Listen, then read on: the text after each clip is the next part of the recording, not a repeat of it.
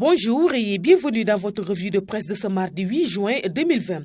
Les 3 décès liés à la Covid-19 enregistrés ces dernières 24 heures et l'augmentation du nombre de personnes infectées suscitent l'inquiétude des quotidiens reçus ce mardi. L'AS rapporte que le Sénégal a enregistré lundi 3 nouveaux décès liés à la Covid-19. 2 parmi eux étaient des quadragénaires. La liste des victimes du coronavirus s'allonge au Sénégal. 3 patients hospitalisés dans différentes structures sanitaires de Dakar sont décédés de Covid-19.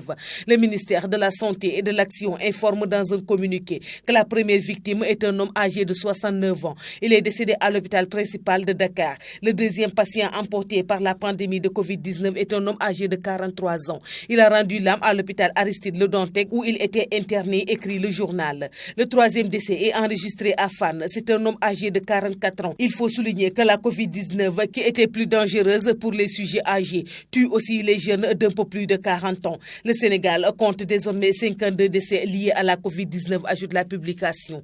Le Témoin note que l'assouplissement des restrictions dope la pandémie. La Covid-19 maintient toujours son rythme. Il accélère, même si on peut le dire ainsi, puisque le nombre de contaminés ne cesse de grimper. En effet, depuis la levée des restrictions, les Sénégalais ont repris leurs vieilles habitudes, selon cette publication. Pour Source A, Corona est devenu fou. La pandémie du coronavirus est dans une folie meurtrière. En effet, rien que dans la soirée de ce lundi 8 juin 2020, le Sénégal a enregistré 3 nouveaux décès liés à la Covid-19, écrit le journal. À ce jour, le Sénégal dénombre à 4 424 cas positifs, dont 2 699 guéris. 52 décès et donc 1622 patients sont sous traitement. Sur le plan économique, la Tribune note que le coronavirus est véritablement venu pour assommer le Sénégal et le reste du monde.